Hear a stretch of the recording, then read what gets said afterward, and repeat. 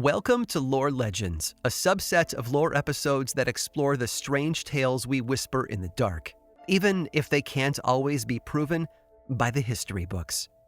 So if you're ready, let's begin.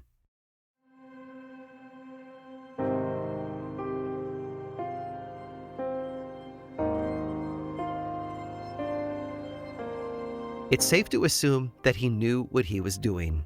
Sure, Dr. Jesse William Lazier hadn't started out his mission thinking that he would kill himself. He was there to save lives, not take them.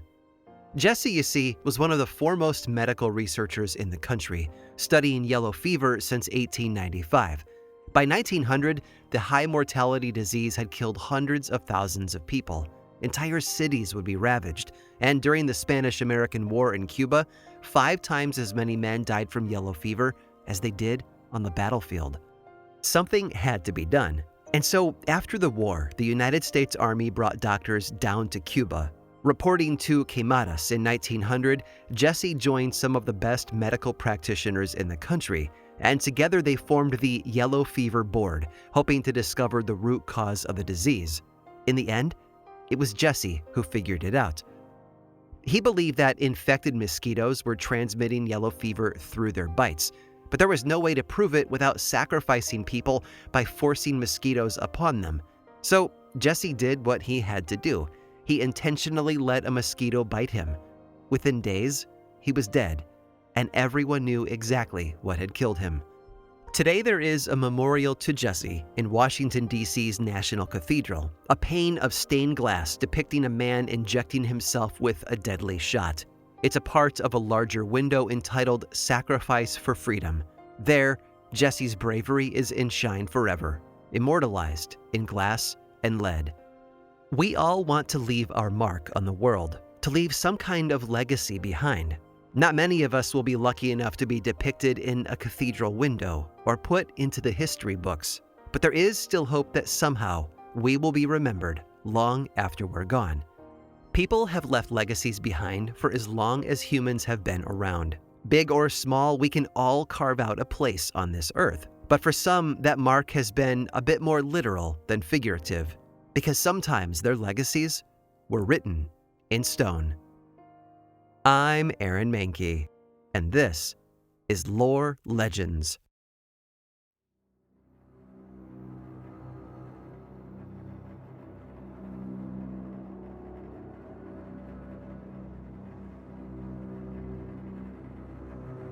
All throughout human history, we've been scribbling on rocks.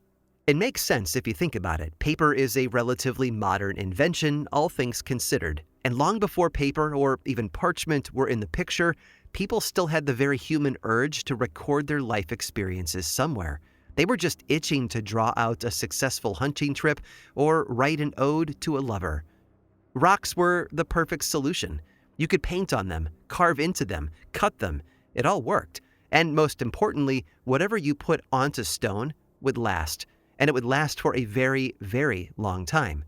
That's one of the funny things about humans, after all. We all want our mark on the world to last forever, even if that mark isn't entirely serious, which for many whose writings have survived into the 21st century, it rarely was. See, one of the most prevalent stone carvings we see throughout history is actually graffiti. It may seem modern to us, but graffiti isn't a new thing. In fact, it's ancient. The first cave drawings were made thousands of years ago, and humans never really stopped defacing rock faces after that. As casual and unserious as it may appear, graffiti has always documented the true human experience. In Egypt, for example, the tomb of Ramses VI is covered in thousands of inscriptions made by tourists. And they weren't the kind who wore Hawaiian shirts. No, these Greco-Roman tourists were nearly as old as Ramses himself. One review from a disgruntled visitor reads, "I visited and I did not like anything except the sarcophagus." Another reads, "I cannot read hieroglyphics." And there's something comforting in knowing that ancient Roman tourists were not much different than your average reviewer on TripAdvisor. No matter how much time passes, it seems, people never change. Something else that never changes? Lewd graffiti. The human race has always had something inappropriate to say. One of my personal favorites comes from the walls of a basilica in Pompeii, where someone carved, I hope your hemorrhoids rub together so much that they hurt worse than they ever have before. Another spot of graffiti from Pompeii said, Admetus got me pregnant. The Pompeians weren't the only ones, though, who wanted a record of their romantic conquests. In the 12th century, a group of Viking warriors took shelter from a snowstorm in a burial chamber dating back to 3000 BC, and they left it completely covered in runes. Many were of a sexual nature, while the most tame were just ancient humble brags. One says, these runes were carved by the man most skilled in runes in the Western Ocean. And another says, Thulfir Kolbeinsson carved these runes high up. Over the years, some messages have been carved into stone simply to remind us that someone had been there. One from ancient Palmyra reads, this is an inscription that I wrote with my own hand. My hand will wear out, but the inscription will remain. And you've got to love that, right? Perfectly on the nose and straight to the point. It's insightful while also representing the commonness of marking a place. But over the centuries, our ancestors have used graffiti for more useful purposes as well, such as keeping track of the weather. All over Europe, researchers have found what they call hunger stones. These stones date back many centuries, and they've mostly been found within the Elbe River. The concept was simple. When the river got too low, the stones would become visible. And if the stones were visible, that meant that it hadn't rained in far too long, which in turn meant that drought and crop failure were imminent. It was a sort of warning system, and a chilling one too. One small stone has a carving on it that reads, we cried, we cry, and you will cry. And one of the most famous hunger stones in the Czech Republic has an inscription that reads, when you see me, weep. That same rock also has dates carved into it, starting in 1417 and ending in 1893. They mark every year that drought got bad enough to reveal the stone. And beyond that, rocks were even used to record laws. In fact, one of the first written legal codes in human history was carved into a 4-ton stone slab. Known today as the Code of Hammurabi, it was created during the reign of the Babylonian king Hammurabi around 1750 BC. The carving includes 282 legal precedents, outlining everything from the exact punishments that criminals could receive for all manner of offenses and the intricacies of family law, to what working professionals could charge fairly for their labor. It's this very set of laws that gave us the phrase, an eye for an eye. From the Rosetta Stone to prehistoric cave paintings, we have used rocks as a canvas to tell our stories. And those tales have followed us all the way into the 21st century, their permanent nature ensuring that we will never have a chance to forget.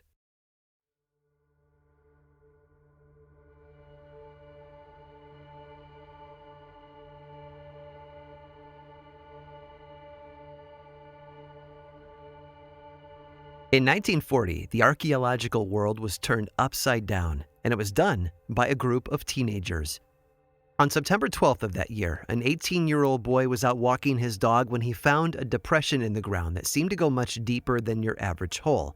So he fetched a few of his friends, and soon enough these 4 French teens were dropping down into their newly discovered cave system. Hoping that it might be some kind of secret passageway, they decided to investigate further.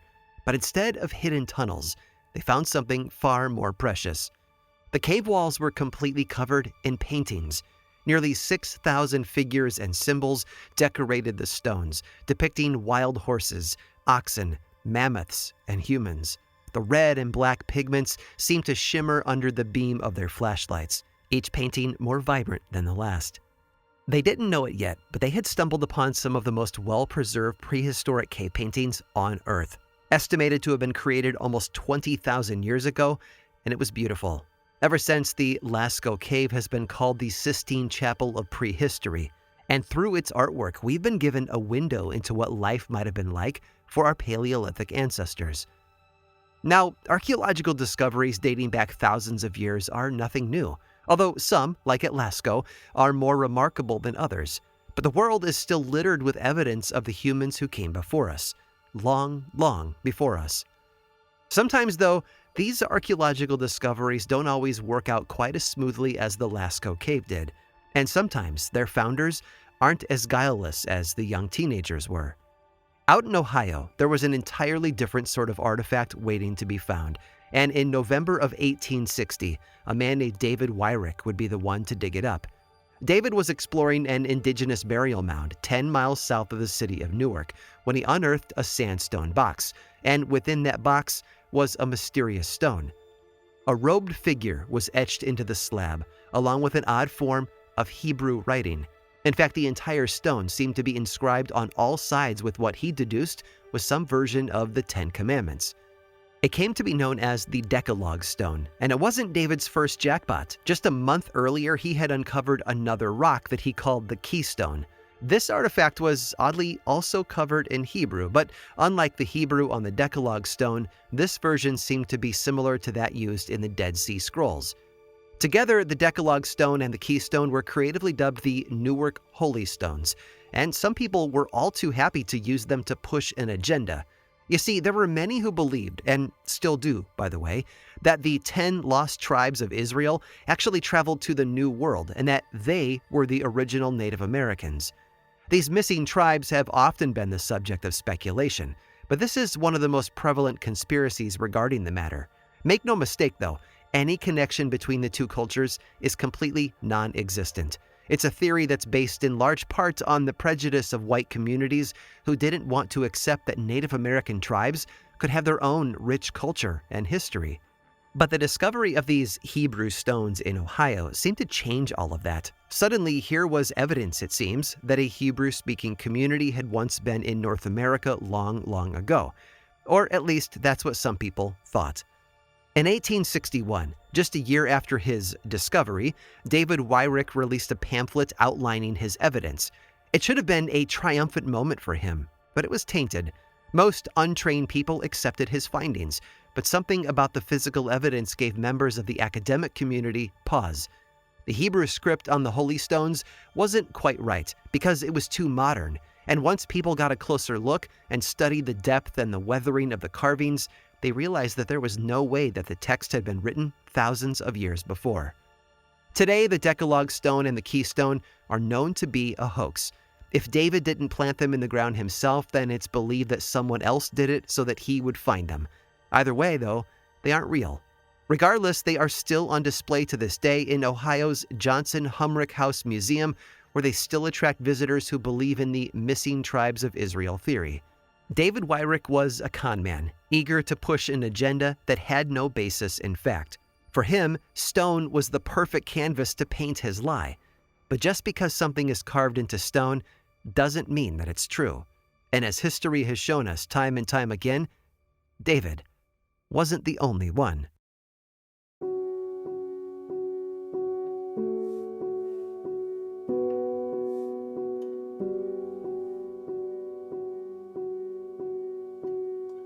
When you think of Iowa, ancient civilization probably isn't the phrase that comes to mind. And an ancient civilization of white people? Completely absurd. But for a while, that idea inspired an entire branch of archaeology. In January of 1877, Reverend Jacob Gass was participating in an archaeological excavation near Davenport, Iowa, when he announced that he had made an incredible find. Now, even though Gass served as a Swiss minister at a local Lutheran church, his true passion was antiquities, and so he jumped at any chance to dabble in archaeology, including this 1877 project, the excavation of an indigenous burial mound. It was a good thing that the Reverend had joined in, too. Otherwise, he might have missed the find of a lifetime. You see, Jacob unearthed 2 slate tablets. One was etched with hunting scenes, while the other was covered in curved lines and circles that seemed to make up the rudimentary outlines of a calendar. The local Davenport Academy of Sciences was just as thrilled by this discovery as the Reverend was. They had been desperate to prove that Iowa was once the home of an ancient society of mound builders, and this discovery brought them closer to understanding what these mound builders may have been like. Now, the phrase mound builders is really just a general term. It's not tied to any one tribe or society. It just means the people who, in pre-Columbian America, built large earthen mounds, often for burial, and these mounds have been found all over America, including just outside of Davenport, Iowa. Today we know that there were multiple tribes across North America who built effigy mounds, which can still be visited today, and they remain sacred spaces for the descendants of those tribes. But the Davenport Academy of Sciences wasn't interested in native mound builders. No, they subscribed to a theory that these structures were actually built by ancient white European settlers who predated the native tribes.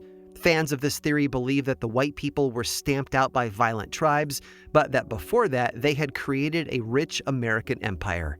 Not everyone bought into this, though. In fact, Thomas Jefferson himself tried disproving the theory. There were mounds on his land at Monticello, and he personally funded their archaeological excavations. Jefferson, although usually not a great champion of non-white peoples, was adamant that the mounds had not been built by a lost race of white men, but by Native Americans. And yet, the theory persisted. Between the mound builder myth and the lost Israelite myth, it was clear that many white Americans were just unable to accept that the Native American tribes around them had been there first, and that they had their own technological advances and were smart enough to build powerful societies. It was just easier for Americans to believe in a false history. It's unclear why the Davenport Academy of Sciences believed that these newfound stone tablets might have been from an empire of white mound builders, but they did, and they encouraged the Reverend to find all that he could about them. The following year, in 1878, he uncovered a limestone tablet in yet another mound. This one actually had color on it and depicted a red figure with a bow and arrow. And after that, he uncovered a pipe shaped like an animal that resembled an elephant or a mammoth. Reverend Gass continued his digs for the next 5 years, until he moved away. And all of them, it turns out, were financially backed by a wealthy attorney named Charles Putnam. The Reverend's findings had been gathering a lot of buzz in the archaeological community, too. So it was no shock when, in 1884, the Smithsonian's Bureau of Ethnology published a report about them. It wasn't the glowing praise that most people had expected it to be, though. Instead, their report questioned the authenticity of the carvings. Outraged by this, Jacob Gass's financial backer Charles Putnam issued a response, and with that, an all-out academic war was born. Putnam and the academics in Washington traded increasingly antagonistic articles in scientific journals, with experts calling him out as a fraud and Charles insisting that all of their discoveries were legitimate. And they were. At least both the Reverend and Charles thought they were. But both of them, it seems, were wrong. Eventually, the state archaeologist of Iowa, a guy named Marshall Basford McCusick, got involved in the fight. He published 2 very large papers, each one dissecting the entire drama. And in the end, he identified what really happened.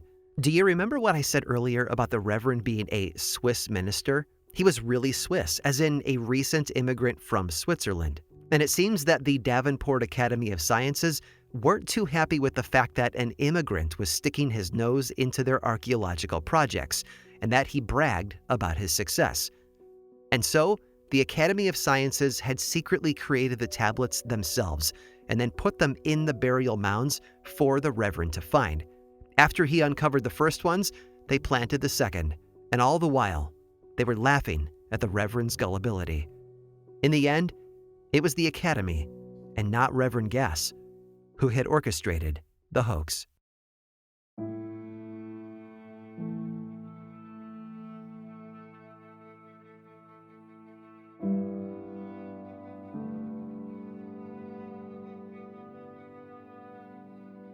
There's something attractive about stone. It's always there, barely changed by time and the elements as perceived by our limited temporal human lives. So it's easy to see why our ancestors chose it as their go-to format for permanent records. Even today, we refer to unchangeable decrees as set in stone. We bury our loved ones in grassy parks, their graves marked with slabs of stone that bear their names and dates. Our best option for a lasting, and maybe even eternal, reminder that they once lived among us. But as history has shown us, stone has been just as attractive to those who want to spread lies. Whether it was an Egyptian pharaoh chiseling away references to a hated predecessor, or the holy stones of Ohio, the quest for truth has often, quite literally, put us between a rock and a hard place. And the same was true in Davenport. Jacob Gass and Charles Putnam became laughingstocks of the scientific community because people were told that they were frauds. It must have been a bitter pill to learn that the whole ordeal had been a setup designed to ruin them. But the worst part the Academy had assistance from an unlikely place: the Reverend's own family. In a real Cain and Abel-like turn of events, Jacob Gass's brother Edwin, along with his brother-in-law Alfred Blummer, had been the ones to actually create the fake artifacts. Unbeknownst to Jacob, they had helped make a laughingstock of him. Reverend Gass and his backer Charles Putnam truly didn't know that their artifacts were fake. I think we need to acknowledge here that archaeology doesn't have the cleanest history. For a long time, it was used to perpetuate ideas that had been made without much evidence to back them up, fitting a square peg into a round hole, if you will. It seems that there have always been people who have used their platform to spread ignorance instead of knowledge. And the best we can do with the legacy they left us is to improve upon their work and move forward. Because while the past may be carved in stone, our future is certainly not.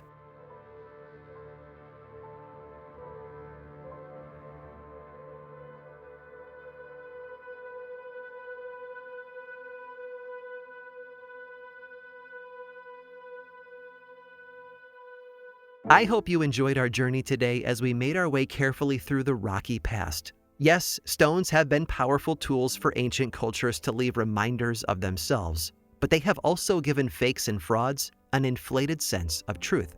The fact of the matter, though, is that you don't have to stage an elaborate hoax to leave your mark on the world.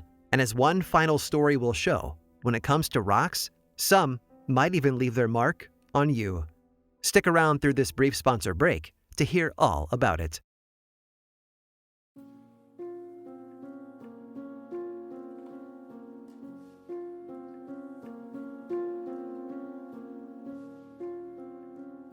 Here are your rocks, the letter read. Nothing but trouble.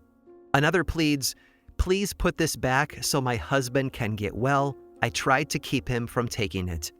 Yet another letter reads, this stone with misfortune abounds. To you I am now absolved.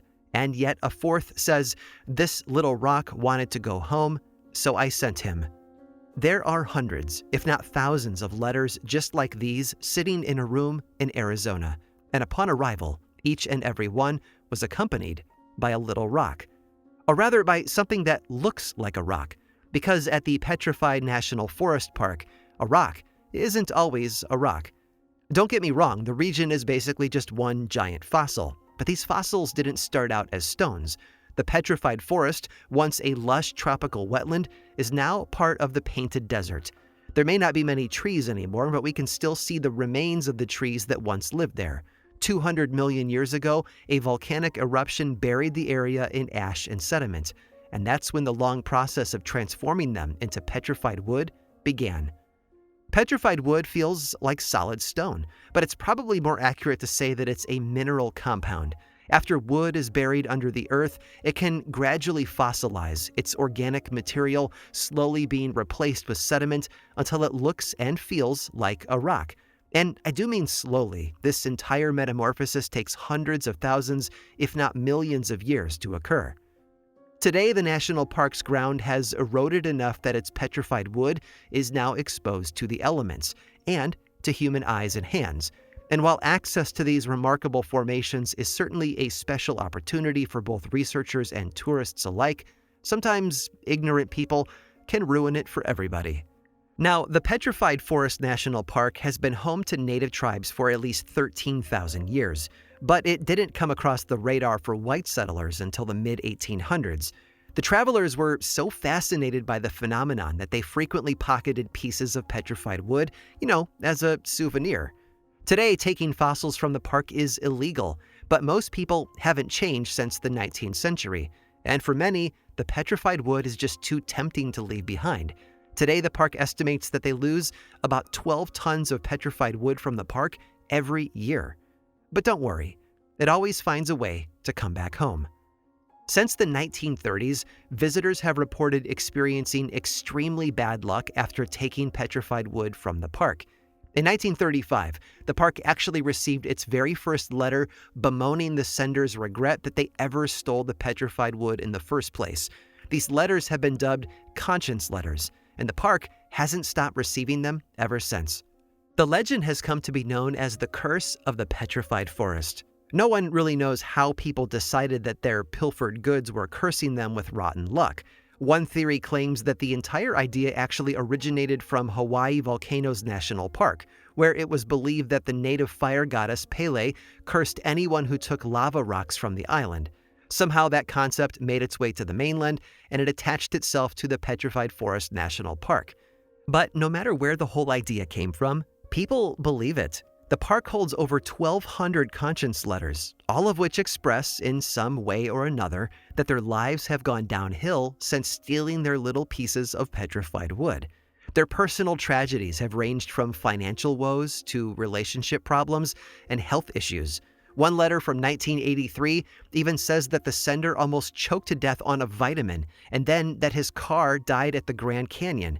It's all just a hodgepodge of general misfortune. No matter how unrelated their experiences are, though, they all seem to agree that it's the curse's fault. Most of the letters are sent with the stolen petrified wood. Sometimes the wood is returned after just a few days, and sometimes after decades. But the sad thing is that the wood can never be returned to the park. Now that they're essentially foreign objects, they would disrupt the natural environment. So the petrified wood is stuck in limbo, with more and more tons of wood added to a pile every year.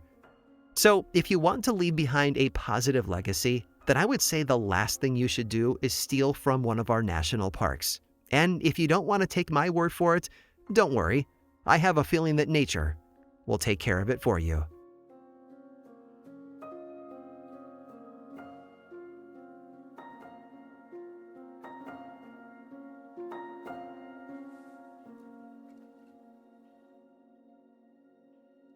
This episode of Lore Legends was produced by me, Aaron Mahnke, with writing by Alex Robinson and research by Jamie Vargas and Robin Miniter. Don't like hearing the ads? Friends, I'm with you, but I've got a solution for you. There's a paid version of Lore that's available on 2 different platforms: Apple Podcasts for those who use Apple Podcasts as their app, and Patreon for those who use every other app. And all of them are 100% ad-free. Plus, subscribers get weekly mini episodes called Lore Bites. It's a bargain for all of that ad-free storytelling and a great way to support the show and the team behind it. For more information about those ad-free options, head over to lorepodcast.com/support. Lore is much more than just a podcast, though. There's the book series available in bookstores and online, and 2 seasons of the television show on Amazon Prime. Information about all of that and more is available over at lorepodcast.com.